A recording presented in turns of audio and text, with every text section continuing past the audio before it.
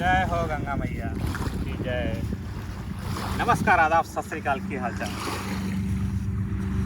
आज के वीडियो में आपको बताने वाले हैं कि इंडिया में बुलेट ट्रेन कितने की मिलती है। बुलेट ट्रेन नहीं, बुलेट मोटरसाइकिल कितने की।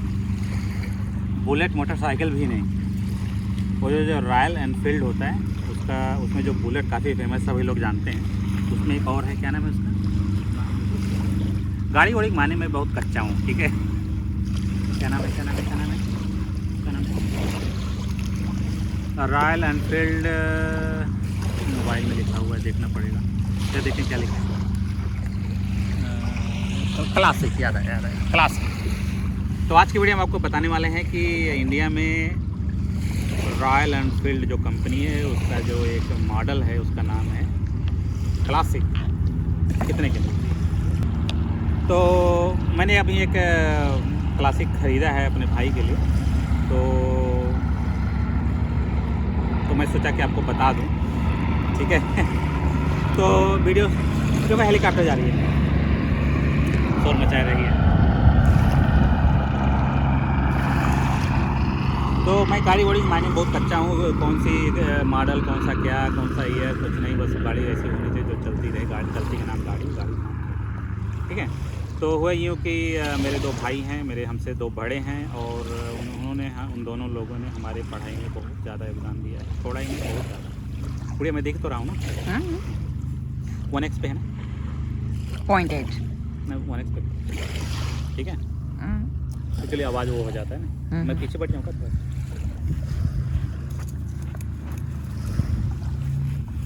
सही है, ठीक है।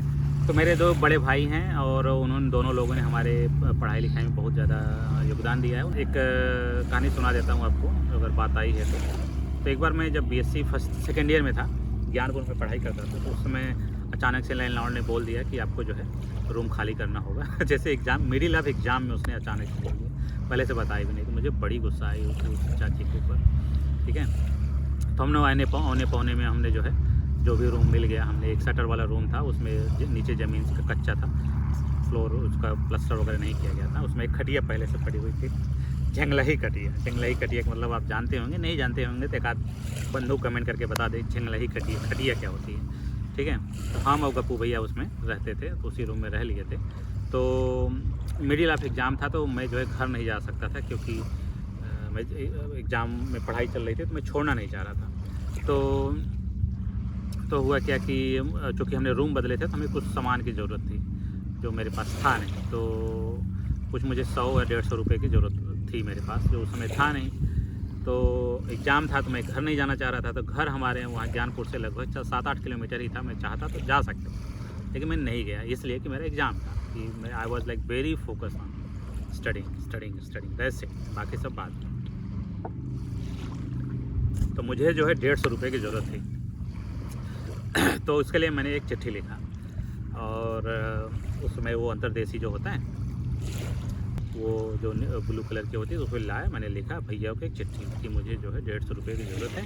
तो चूँकि मैंने जो है जगह बदल लिया था जहाँ मैं रहता था, तो घर वालों को नहीं पता थे, हमें भी नहीं पता था कि हम भी बदलने जा रहे हैं। तो घर वालों को कहाँ से पता होता।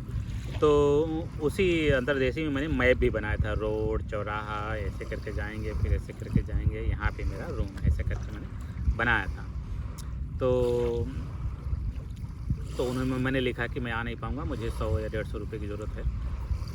तो चिट्ठी वहाँ पहुँचने के बाद 2-3 दिन बाद भैया 150 रुपये लेके आए, ठीक है। तो ढूंढते पहुँच गए। तो मैंने पूछा ढूंढने में कोई प्रॉब्लम तो नहीं? कहता नहीं, सब बहुत बढ़िया से बनाया हुआ था मैं, तो लेके आए। तो उनके साथ एक दोस्त भी आया था, ठीक है। तो उन्होंने हमको 150 रुपये दिए, और फिर मैंने उनको पानी वानी भी नहीं पिलाया। हमने कहा भैया आप सब जाओ। इससे आप अंदाज़ा लगा सकते हैं कि मैं कितना फोकस रहता था पढ़ाई पे, और भैया को भी पता था कि यहाँ रुकना, पानी वानी पीना, ये सब खाना पीना में कोई समय नहीं व्यतीत करना चाह रहे थे, दिए और चले गए, ठीक है। तो लेकिन मेरे भैया में एक ख़ास बात ये थी अभी भी है, कि जब भी उनसे पैसा मांगूँ, ठीक है, जैसे घर पे मैं पैसा मांगता था पिता से, या बड़े भैया छोटे भैया से मांगता था, तो छोटे भैया के अंदर एक ऐसी खासियत है कि वो पैसा, जैसे आप 500 मांगो तो 250 देंगे, या 200 मांगो तो 150 देंगे।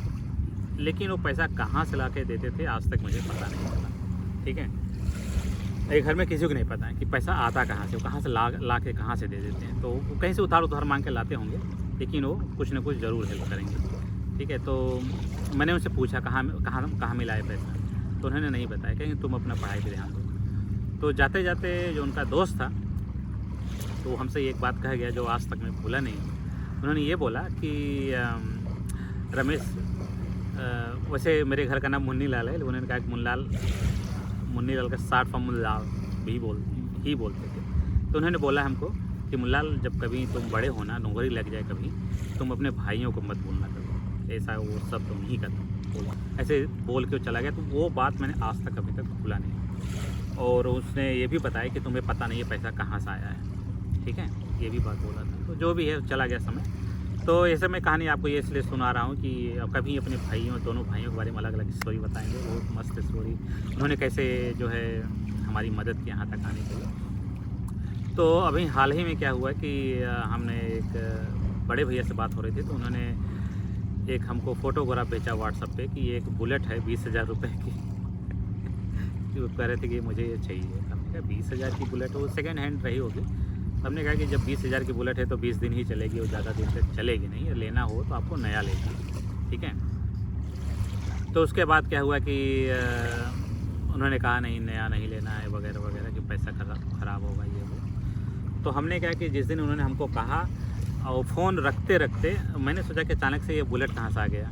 ठीक है, तो फ़ोन रखते रखते उन्होंने ऐसा बोला कि नहीं, मुझे चाहिए, चाहे जैसे चाहिए। ठीक है, जब मैंने ये वर्ड सुना कि चाहे जैसे चाहिए, तो वो हमसे कह नहीं रहे थे, वो ऐसे इन जनरल कह रहे थे। तो मुझे लगा कि जब बंदे के अंदर इतना बैठ ही गया कि मुझे चाहिए ही चाहिए, चाहे जैसे चाहिए, तो कुछ जुगाड़ करते हैं। ठीक है, उन्होंने जिस दिन कहा उसके 24 घंटे के अंदर मैंने पैसा भेजा किसी दूसरे के अकाउंट में, और उनको सरप्राइज़ दिया। उन्हीं का लड़का इलाहाबाद में रहता है, भैया का लड़का इलाहाबाद में रहता है। उस लड़के ने अरेंज करवाया सरप्राइज़ भैया के लिए। उन्होंने बोला कि आ जाओ, हमारे पेरेंट टीचर मीटिंग है, उसमें आपको आना ज़रूरी है, आप आ जाओ। तो गए इलाहाबाद, और वो पहले से पैसा वैसा लेकर तैयार था। उनको ले करके सीधा लेके गए रॉयल एनफील्ड के शोरूम। ठीक है, पहले तो उनको बुलेट लेने के मूड में था, क्योंकि बुलेट के अलावा और कुछ हम सबको पता भी नहीं था। तो वहाँ जब गए तो और भी अच्छी अच्छी गाड़ियाँ देखने लगी। तो शायद उन्होंने कहा नहीं, मुझे ये वाला नहीं, ये वाला नहीं, जो भी रहा हो। उन्होंने जो है कौन सा क्लासिक मॉडल चूज़ किया। वो हम 24 घंटा के अंदर बुलेट रात को हमने ख़रीदा। मतलब एक दिन पहले बात हुई थी, अगले दिन मैंने पैसा भेजा, फिर उन्हें सरप्राइज़ का प्लान बनाया। शाम तक वो पहुंच गए। शाम को 7-8 बजे रात में ऑफिस में उसके शोरूम में गए, ख़रीदे, रातों रात गाड़ी घर में आ गई। ठीक है, फिर सवेरे अपना पहुंचा तो पूजा पाठ वगैरह वगैरह। तो कुल गाड़ी पड़ी 1,60,000, 2,60,000, 1,60,000, 2,60,000। अच्छा, बड़ा महंगा था। तो मुझे पता भी नहीं है कितने का। हाँ, तो 2,60,000 का पड़ा। ठीक है, तो इस तरह से कहानी से हमको ये पता चल गया कि हमारी इंडिया में रॉयल एनफील्ड क्लासिक मॉडल की गाड़ी 2,60,000 की मिलती है। पता नहीं, बिल तो 2,55,000 का ही दिया, 50 का ही दिया था, शायद 55 का ही दिया था, और देना पड़ा 2,60,000। जो भी है, बहरहाल तो सेटिस्फेक्शन ज़्यादा जरूरी है। ठीक है, तो भैया को गाड़ी मिल गई। तो दोस्तों, आप सब जैसे कि जानते हैं, मैं अपने मायके थी, तो मेरे लिए एक सरप्राइज़ था। इससे पहले तो मेरे पापा के लिए सरप्राइज़ था।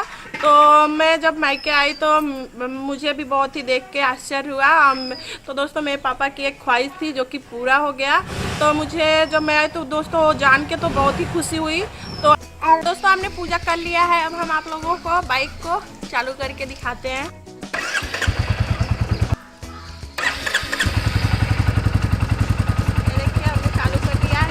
दोस्तों, इस बाइक के साथ जो है कि हेलमेट मिला हुआ था, और ये गाड़ी का जो है कि कागज़ है।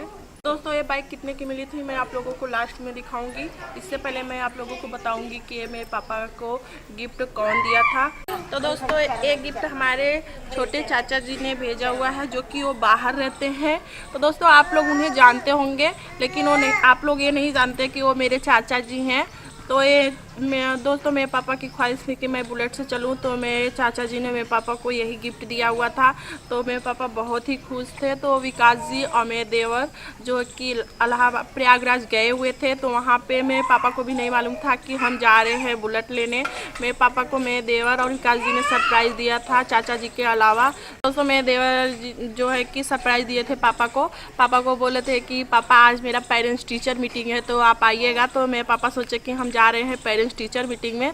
तो विकास जी लेके जब गए तो उसके बाद मेरे देवर और विकास जी जो है कि बाइक के शोरूम में लेके गए। तो मेरे पापा जो है कि बहुत ही खुश हुए। और दोस्तों वो वीडियो में देखी थी, मतलब विकास जी जो है कि थोड़ा सा रिकॉर्ड कर लिए थे कि पापा बहुत ही खुश थे वहाँ पे। तो दोस्तों मुझे भी नहीं मालूम था, तो मैं भी घर पे आई तो मुझे भी देख के अच्छा लगा कि मेरे पापा की ख्वाहिश जो है कि पूरी हो गई। और दोस्तों जो हमारे चाचा जी हैं, हम लोगों का जो है कि पूरे फैमिली का बहुत ही मदद करते हैं। तो मैं अपने चाचा जी को दिल से धन्यवाद बोलती हूँ। धन्यवाद चाचा जी, आपने जो है कि पापा की ख्वाहिश पूरी कर दी। तो दोस्तों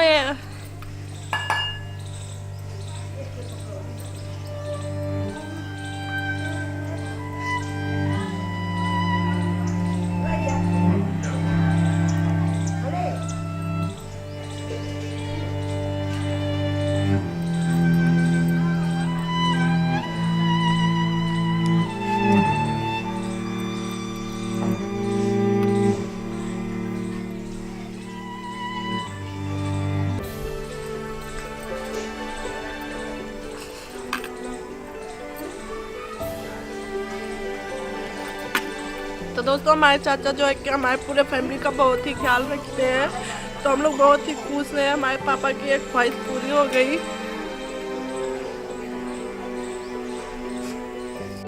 तो चलिए दोस्तों मैं आप लोगों को दिखा देती हूँ कि ये बाइक जो है कि कितने का मिला था।